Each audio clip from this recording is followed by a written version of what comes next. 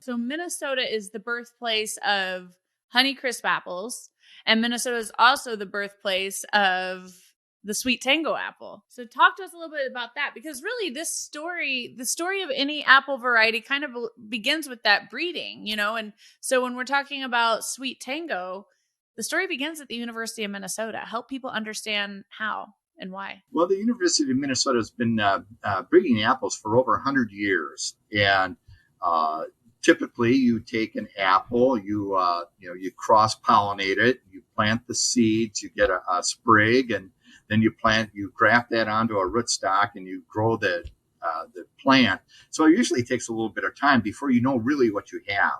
So in the instance of SweetTango, it is a cross between another great Minnesota variety called Honeycrisp and Zestar.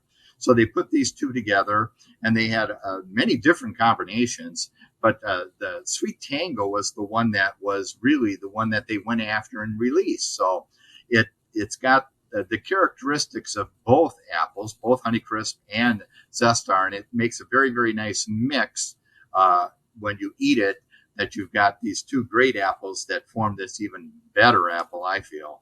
And from a grower, and I love that story. And I also read that if we're talking about the parent apples, so I heard Honeycrisp was the bride and Zestar was the groom. Is that accurate? Yeah, you'd have to talk to Dave Bedford, the plant breeder, but I'll go with that. I think that's probably a good analysis as any. All right. Sounds good. So we'll have to get him here on the hot seat before too long to clear that up, but I love it. All right. So obviously the taste is certainly it's a marquee trait for all food. I mean, it's so important that our food tastes good. It's how we make I think in most cases, it's how we really make our decisions around what we're going to buy at the grocery store. Does this taste good? And especially, and maybe even most importantly, from a grower and shipper's point of view, are you going to buy this again?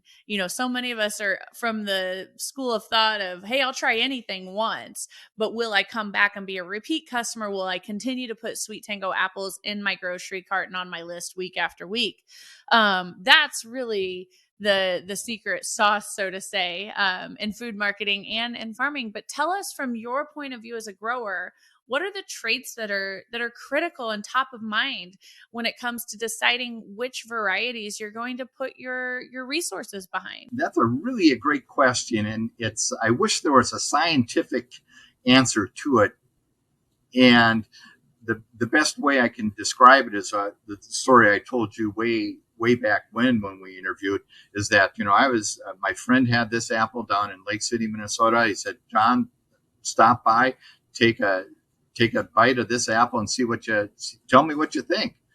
And it was so unique and it was so good that, it was the scientific aspect was kind of thrown out the window, because the taste was good, the juiciness was good, the texture was fabulous.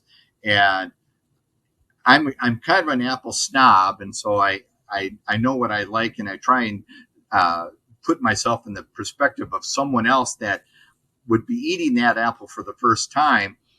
And I thought, man, if someone eats this for the first time, they are just going to be so wowed or blown away that it tastes so good. And so it's got so many of the good characteristics that you want that it'll be fabulous. And so it did turn out. There are other apples that Minnesota have released. First Kiss is one that is the name of an apple that is raised inside the state of Minnesota. Rave is what it's called outside. Once again, it's got the great texture, great taste, great juiciness. But when I start comparing SweetTango, Rave, Honeycrisp, and some of the newer varieties that are out there, I just always come back to SweetTango as being the one that's got everything in great proportions that make you want to have another one. And that's, once again, to finish the story, is like, I couldn't wait to decide when am I going to get my next one of these, because that's how good it was.